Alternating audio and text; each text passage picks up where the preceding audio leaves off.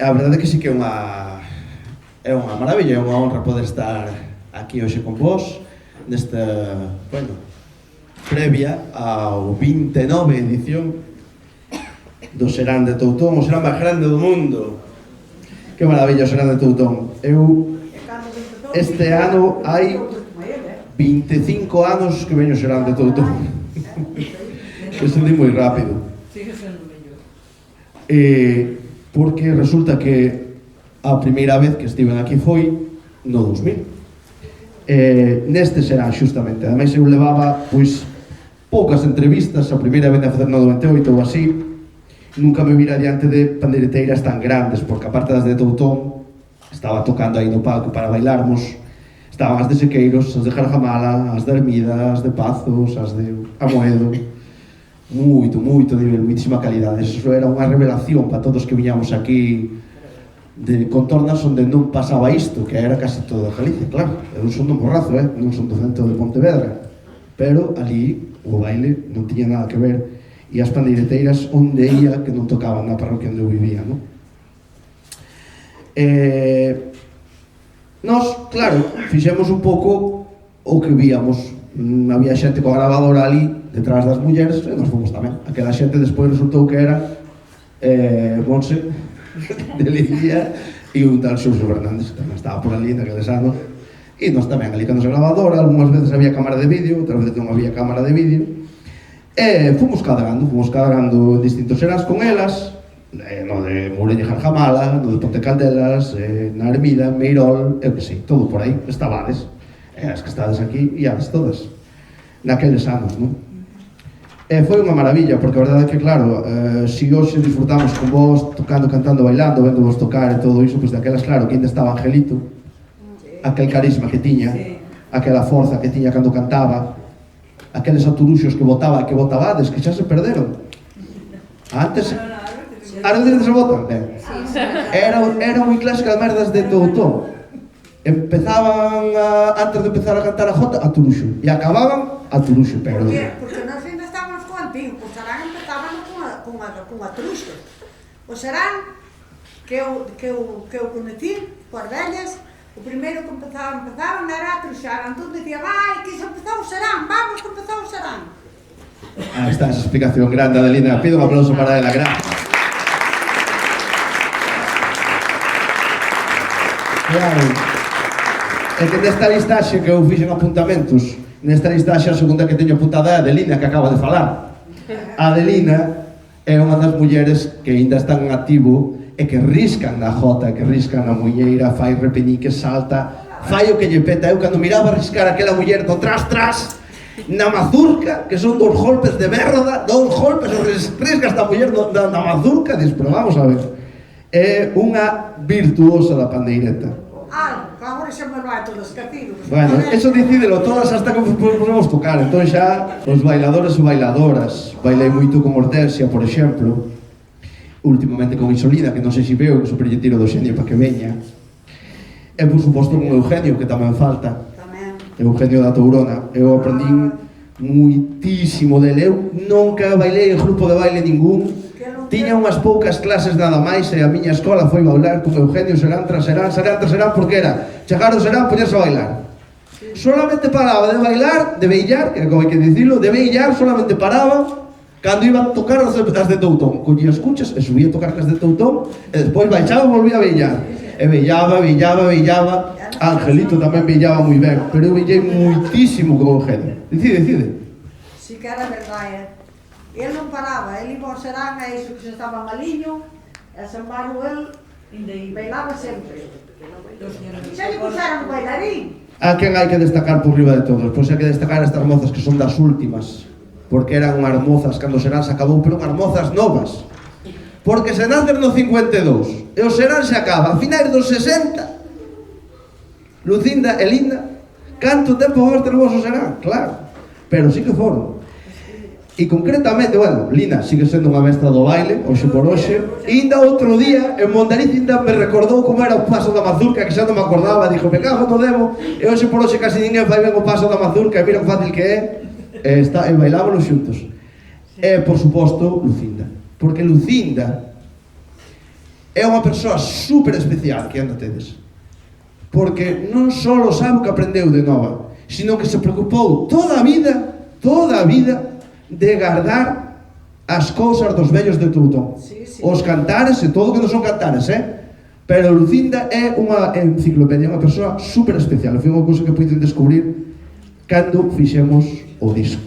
Pasou unha cousa na miña vida, e é que no 2009 un compañeiro de que pallou, do grupo onde eu tocaba, onde eu toquei, Isaac Millán, dixome: mira, que estou aquí coas de Toutón, que me chamaron para facer un disco, vas ter que vir ali, botaron a man e tal. Xa fixe alguma cousa destas de gravar pandeireteiras, porque poucas grabacións había de pandeireteiras así editadas e monografías. Había unha que fixera eu en Cerdedo, coas de Barro de Arén, non houve máis hasta que fixemos esta. Dixen, bueno, pois vamos alá. Falamos con Edicións do Cumio, e eles ofreceronse a facer un traballo moi chulo, que este que temos aquí, que coñeceredes, se non o tedes, pois igual ainda ten algún por aí Lucinda. CD DVD, está super de moda isto, verdad? Pero é un formato físico, isto, vale, non se rompe a ligazón. Isto habendo vintage por aí, no Wallapop, pois todo se arregla. Ben, eu sabía que había potencial por todo isto que coñecía, pero claro, aquí foi onde me empecé realmente a meter a facer entrevistas en Toutón, porque, bueno, o país é moi grande, hai moito que investigar, non somos profesionais disto, quero dicir, dedicamos o tempo que podemos, entón pois había que priorizar e non me parar aínda a facer entrevistas en Toutón. E aquí sí, claro, empecé no 2009 a facer entrevistas con estas mulleres que estaban en activo no grupo, non? As que gravaron o disco, que o teño por aquí, son Lucinda, Esmeralda da Queitana, para descanse, Adelina Evangelina, do Gordo, temos aquí unha delas, Josefa da Cuca, Isolina da Panadeira, Delia da Ruza e Lina da Creja. E logo meteramos un audio tamén de Angelita. Estas eran as que estaban cando fixemos o disco. Bueno, foi un traballo impresionante porque isto sonaba brutal. Se escoitades o disco, escoitaredelo, dicir, máis que ter mérito, o que teño é aproveitamento, un gran aproveitamento de ter feito a produción musical, que a produción artística, que é como se chama, a quedar con elas, decidir que o que se grava, que o que non, estar con elas no estudo. Logo a produción musical fixo a Isaac Millán, e despois fixeronse tamén uns vídeos moi interesantes, hai un souto nunha carreira que hai aquí fora, e puxéramos a bailar, e, bueno, isto era moi chulo, tocar lejóns, tamén entregamos lejóns, a Aña e tal. Bueno, aquí hubo un pequeno desfase entre que se grabou e se editou, que foi un problema que tivemos pola crise e pola falta de apoio institucional. Hai que dicir que este proxecto que está aquí non ten o selo do Concello de Mondariz naquela época, vale? Porque o Concello de Mondariz non puxo un can, e entón, pois, empresas como o do Cumio, pois, foilles mal, e de feito o do Cumio acabou pechando. Bueno, fixemos unhas presentaciónciñas despois deste disco, aquí, fomos á radio, verdad? Lucinda levamos a Esmeralda, a Lumina Palleira, estuvera moi ben. E nada, a verdade é que eu tiña moita gana de que este documento fose público, claro. E o que pasa é que é unha produción, pois, dunha empresa. Entón, como dunha empresa, pois, hai que convencer a empresa de que liberalice a produción. Estamos traballando niso, do que me pechou, pero, bueno, agora ten unha ardeira. Total, que, nada, que foi unha maravilla de experiencia, e a partir de aí tomamos moita máis confianza. Xa este ano 2009 xa as collín por banda e foron todas a Pontareas ao colexio, acordadnos. Viñeron dar unha charla moi chula. Lucinda levoume a facer traballo de campo, unha anécdota tamén moi interesante. Lucinda levoume a Río Frío a entrevistar a Carme de Pedro Muño, acórdache. Logo eu entrevistei no Lume da Palleira cando foi o 25 aniversario pola teléfono na Radio Galega, cando foi o 25 aniversario do Serán, no 2021. No 23 viñeron a follada alrededor da tradición, que a levamos, que estábamos e viñeron, foi un éxito, claro, ali a Hueu, que veñan hasta Toutón a Hueu, a verdad que non pasa todos os días, e foi unha chulada. E nada, e aí pouco fomos con elas a Jalleja. Pois, para rematar esta homenaxe ás pandeireteiras de Toutón, pensamos entre os tres que era fermoso quizáis facer algunha reflexión, agora que xa eles falaron da xeración máis vellas, despois da xeración de Lina e de Lucinda, que sería interesante facer e pensar sobre algúns temas que nos proxectan dende elas cara ao presente, pero sobre todo cara ao futuro. E por iso é que estou eu aquí. Ainda que eu viñen tamén a Toutón, sendo eu nova, no 2010, pois xa levabades aquí toda a vida, pero eu comezaba a estudar endomusicoloxía e un moi amigo meu, Xan Pérez, un día colleume pola orella e dixo: veña, hoxe imos facer algo especial, imos ir ao Serán de Toutón e imos botar os puntos. Eu levaba un poquinho tocando, era boa tamboreleira, pero non tocaba pandeireta nin nada, vellaba mal e pouco, e viñemos aquí a gastar a pista entre os dous, e foi a miña primeira vez. Logo, no 2016, coñecín a Guillerme, tamén empezamos a facer recollas, a compartir o mundo da música tradicional, e como Pichi María, a compartir a vida, non? Inteira. Foi así este proceso que parece que levamos unhas e outros nesta tradición. No 2023 encargáronnos a unhas compañeiras, a René de Palma, a Carme López e a min, dirixir un documental que nos quedou moi ben, a verdade, non é que o fixéramos nós, pero un documental fermoso para o Consello da Cultura Galega que se chama Axúdame a cantar, que é de libre acceso, está no YouTube, podedes consultalo se queredes. Non se me ocurriu ninguén millor para abrir esta serie documental que as mulleres de Toutón, personificadas na Nai e Filla, Lucinda e Monse. Pero, en calquera caso, o que máis me impactou a min do meu paso por Toutón, deste breve paso, e sobre todo a miña amizade con elas, especialmente con Monse e con Lucinda, é precisamente como a súa implicación brutal e ata o infinito coa música e co baile, co patrimonio, son un exemplo que incidiu tantísimo no presente, porque onte foi unha afoliada en Compostela, a Xentalla do Pichel. Eu estivera ali nalgúna foliada no 2005, cando eu estudaba Historia da Arte alá, e eu recordaba que as foliadas no 2005 eran un grupo de gaiteiros no medio dun espazo como este, tocando a gaita, un tambor, un bombo, e todo o mundo ao redor, coa cervexa na man, mirando para eles. Iso era unha foliada no 2005. Onte había, nun espazo como este, polo menos 7 rodas de xente de 20, 25 anos, veillando toda a noite como se non houbera un mañán. E ali as pandeireteiras arrinconadas tocando seguido. Creo que se no país hai miles de foliadas, seráns e ruadas, e grazas ao esforzo incansable de mulleres como as de Toutón. Porque aquí onde estamos é a zona cero da recuperación dos seráns. Deronse os ingredientes para que isto agromara e florecera e correra por todo o país, que é xente nova con moito interese, moito entusiasmo, moita gana de aprender, pero sobre todo moitas mestras con moita gana de ensinar. E aquí gana de ensinar nunca se acaba, porque a xenerosidade destas mulleres é infinda, porque non sei cantas entrevistas lle farían a Lucinda, pero 200 para arriba, e sempre ten ganas de contar, de que aprendamos, de que veña a xente de fora e con toda a súa paciencia, anécdotas infinitas, millóns de cantijas, sempre, sempre, sempre abre a porta con un sorriso de orella a orella. E iso é de admirar. Gustaríame tamén facer extensible a homenaxe ás pandeireteiras de Toutón, as fillas desta xeración, e penso Monse, eu creo que merece tamén un recoñecemento infinito, porque creo que a máis digna herdeira deste liñaxe de pandeireteiras. Non hai muller máis traballadora, máis comprometida, que collera o testigo da man de súa nai, e que velas as dúas, a mí pareceme super emocionante. Mao a mao, eu comprendo como a tradición puido resistir tantos anos vendo a relación que hai entre elas, de complicidade, de cariño, de amor, de compromiso, non, co país, porque, como dicía Guillerme, son guardianas do saber da música e do baile, pero es que son guardianas da microtoponimia, da todo o que ten que ver cos cuidados á igrexa, pero tamén cos cuidados ao monte, o entorno, as lendas, a mitoloxía. É dicir, eu comprendo que a tradición vivira tantos séculos vendo a relación que teñen Monse e Lucinda, non? E creo que tamén se merece un aplauso. Ben.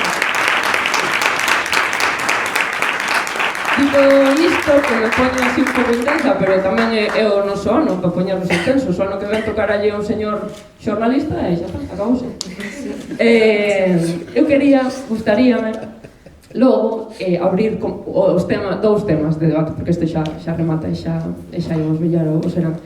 Eu quería propoñelo, como eles teñen moita máis experiencia no campo e moitas vivencias nas aldeas, gustaríame que eles contaran a súa opinión, pero logo abrímoslo e depois tamén pedides a palabra e falamos un poquinho entre todas. Eu reflexiono sobre o guai que é que a xeración nova faga súa a música e o baile tradicionais en formatos super atractivos, que petan moitísimo, misturando con música electrónica, facendo seu, levando a palcos de todo o mundo, que se relacionen coa música tradicional a través de internet. Sempre reivindicamos que estean os arquivos abertos e disponibles para todo o mundo, pero eu penso, se a clave do éxito de que isto perviva, esta relación precisamente cariñosa e dende os afectos, non? Dende o sentimento que vexo entre Monse e Lucinda, reflexionemos canto de importante é que a xente nova entre en contacto coas pandeiriteiras vellas, coas informantes, como aprendizaxe de vida tamén, e facendo extensible canto de importante é que teñamos contacto coa xente maior. Bueno, pois a ver, eu penso que de importante todo, o sea, é fundamental, porque o que aprendemos delas, da xente maior, non é solamente un repertorio, que é o que moitas veces vimos a buscar. Non é solamente un repertorio, é un xeito de entender a vida, é un xeito de estar na vida, quero decir, non de entendela, senón de estar na vida. Con respecto á música que se fai agora, a min pareceme maravilloso que haxa tanto onde elexir, que haxa tanta música en galego agora. Pareceme que estamos nun momento aí no alto, non? Mas eu penso que non é comparable coa música tradicional. Penso que son cousas diferentes, non? Que son cousas diferentes. E tendemos a englobar todo, decir, bueno, música galega, música en galego, música tradicional. Non, unha cousa é o que xurde agora no panorama este da mocidade, música electrónica, que me parece estupendo, maravilloso. Moita xente di, é que é un xeito de chegar á mocidade, de que a tradición chegue á mocidade. Eu penso que eso non é tradición, e, bueno, mellor idesme matar despois, cando salga daqui, pero bueno, penso que eso non é tradición, e penso que a tradición bébese doutras fontes. Estamos con esa música que sale agora que é fantástica para outros asuntos, non? Penso que estamos nun momento de non evolución, senón de traslación. O sea, estamos pasando, trasladando de lugar o que é a música tradicional, que ten a súa orixe e o seu desenvolvemento no rural, estámoslo pasando ao urbano, ao plano urbano, onde o plano urbano non ten nada que ver, o sea, o xeito de vivir nunha cidade non ten nada que ver co xeito de vivir no rural, nin o xeito de entender a vida, tal cual, non? Entón eu penso que o contacto, por ese asunto, o contacto coa xente coa que llevamos recoller, coa xente maior, é imprescindible, porque non solamente nos van a ensinar o repertorio que vamos cantar despois, ensínanos como temos que interpretalo, que é o que significa, que é o que se está sentindo nese momento. Ensinan moito máis que un repertorio. Entón, para min é fundamental que a xente que se dedica á música tradicional ou que quere, digamos, trasladar o tradicional a outros parámetros musicais, que teña contacto con elas. Sei que dentro de pouco non vai ser posible eso, e que únicamente poderemos botar man dun arquivo, pero agora que aínda podemos, habería que aproveitalo, penso. Pois sí, tamén de acordo, claro. A ver, vou intentar dicir só dúas cousas, dúas ideas, a ver se sou capaz.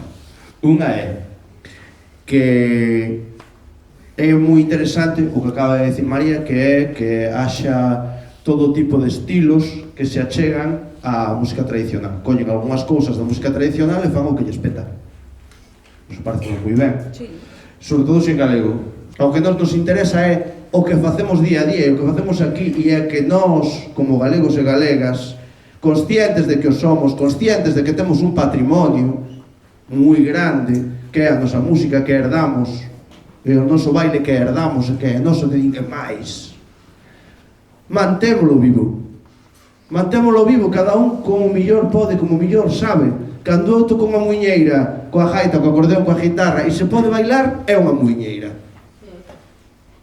Ainda que lle poña chunda chunda, sigue sendo unha muiñeira porque se pode bailar. Estamos facendo tradición, se a bailamos, sí. Isto é o importante. Entón, aí é onde vou a pregunta de Xulia, dicir, deba xente nova, claro, que é fundamental, non? Que acabo de dicirlo María perfectamente. A xente nova non pode caer no derrotismo, que ás veces dixo os propios compiladores, vamos por aí dicindo, no, xa non hai nada que recoller, non falo por que estamos aquí. Pero a verdade é que se di. E non é certo, claro que hai, moitísimo, sobre todo, se nunca tú eches diante unha pandeireteira tradicional, porque vas a falar con ela e vais a abrir un mundo, o que acaba de decir María. Porque vas ver realmente cales son os mecanismos, que é o importante para ela. Para ti o importante igual é a copla bonita, pero para ela igual o importante é, mira, é que a casa do Serán xuntámonos os mozos e as mozas, e íbamos os mozos ao monte, coían uns piñeiros, e logo íbamos os veciños e pedíamos unhas madas, uns moños de colmo de centeo para porlle por riba para que non chovera, e explícache o proceso de facer a casa do Serán, que é unha cousa espectacular, super arcaica e chulísima, pero non se vale para unha montaxe escénica, claro. Coñeces iso, coñeces a realidade do que elas viviron, dunha sociedade que xa non está como tal, xa non estamos na sociedade tradicional. E ademais, tes a outra parte que ti vas a poder preguntar, ai, iso que fixeches aí, iso, repíteme esta copla, sabes?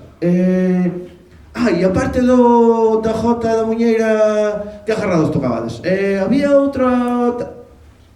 Iso, nunha grabación, non o tes que ir ti, facerte o teu cuestionario, ter esa interacción con esa persoa, ter unha relación interpersoal bonita, que pode chegar a ser unha amizade, podedes visitarvos, podedes chamar, podedes... Eso é o que realmente fai que ti teñas un coñecemento profundo do que estás facendo. E fundamental, a xente que dá clases. Fundamental. Se eu dou clases, eu terei que saber o máis posible diso. E iso non está nos libros. Temos ese problema agora mesmo. Xa dixen antes, de pandeireteiras hai poucos monográficos. Fixemos o de Garjamala, fixemos o fixo o de Concha do Canizo, de Maruxas Cortellas, está das de Mens, e pouco máis. E cantas pandeireteiras non hai neste país? Xa non digo había, digo hai.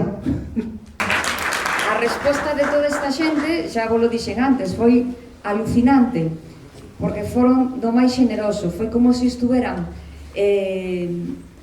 encerradas nunha burbulla moito tempo e alguén lle fai pluf, bum, E aí nos abriron. e aí nos...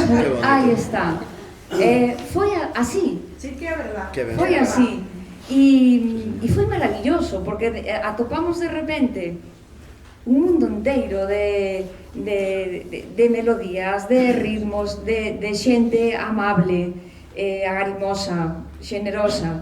O sea, foi unha impresión inesquecible. Eu non poderei esquecer nunca eses 2 primeiros anos, porque digo 2 primeiros anos porque despois foron outros máis, pero neses 2 primeiros anos estuvemos vindo moi a menudo, cada 2, 3 meses, e sempre algo novo, algo novo. Pero vos tamén nos axudastes a salir dese podo que estábamos metidas. E as pandeireteiras todas, porque son todas, sin estudiar música, sin aprender nada, aquilo era aprender dos vellos, seguramente, cantábase, e a veces que ben se entonaba, cuidado, que aquí xeran ao mellor moitos que están con eses aparatos todos entonar como entonaban as pandereteiras de Toutón ou de Argamala ou onde queira que foran, que falo para todas, era para todas. E iso non había música ninguna, a ver, onde estudiaran, onde había Toutón, Argamala ainda lle pasaba a carretera por un lado de Mondariz a Moscoso, pero Toutón non tiña carretera. Non tiñan, eu non sei onde compraban as panderetas, porque eu acórdome que cando empecé a tocar na Casa da Pandurada me parece que había dúas, había que ir remudándose porque non as había. Agora tes panderetas onde caras serán, pero hai panderetas por canto sitio hai. Quero dicir que estou moi contenta, porque as pandereteiras, a pesar de que Pipo di que eso, que as meteran nas letras galegas, atrás das letras galegas ainda pode vir máis, non se sabe, que foran miradas, que foran, porque nunca o pensei, nunca me pasou pola mente que foran a meter nas letras galegas as pandereteiras, porque ainda que son as da lá de Coruño, da lá, que non sei onde son, pero bueno, entramos todas no rol ese, vale? E a min iso sí que me fixo ilusión, sí que me fixo, porque para manter tocar só as panderetas e os cantares de aquí custou un montón, pero aquí estou. Non só as manteño, que é o que acabache de dicir antes. Eu escribo, vou escribindo todo o que vai pasando, todo o que hai, todo o que está todo, que xa lle dixo ás fillas. Está escrito en puña letra, non hai libro feito ningún, nin hai nada, pero queda aí. Quedalle aí cartulinas inteiras que están cheas.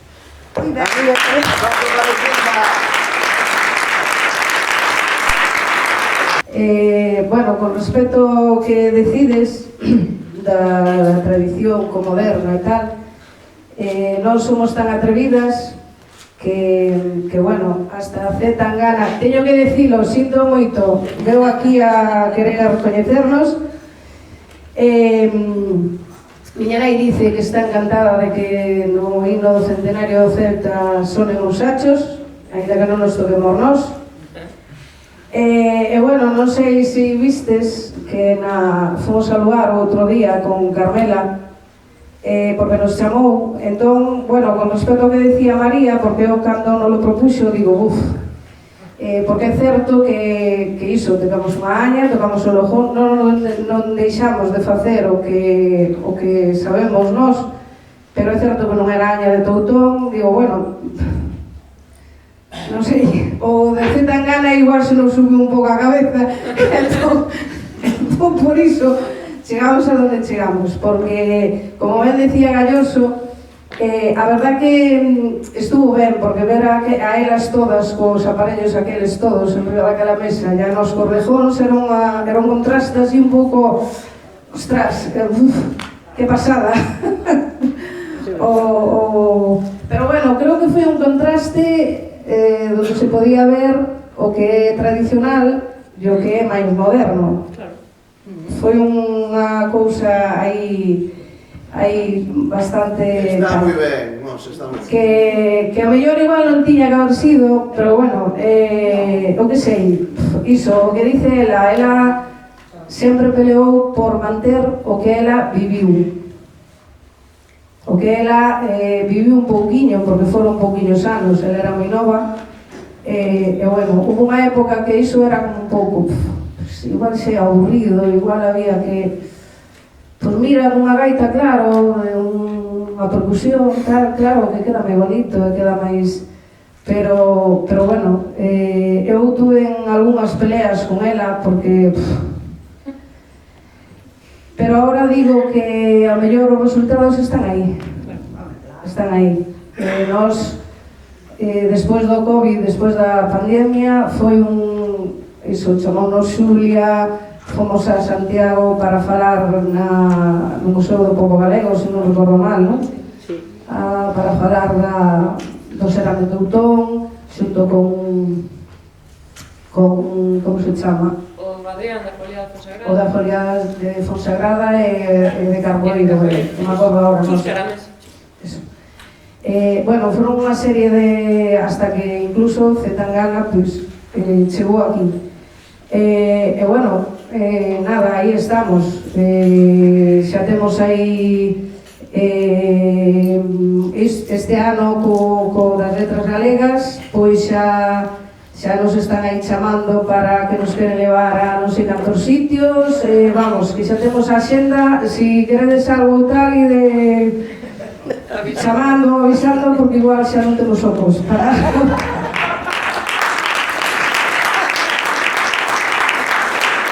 Se vos parece ben, rematamos aquí esta homenaxe cun super aplauso ás pandeireteras de Tontón.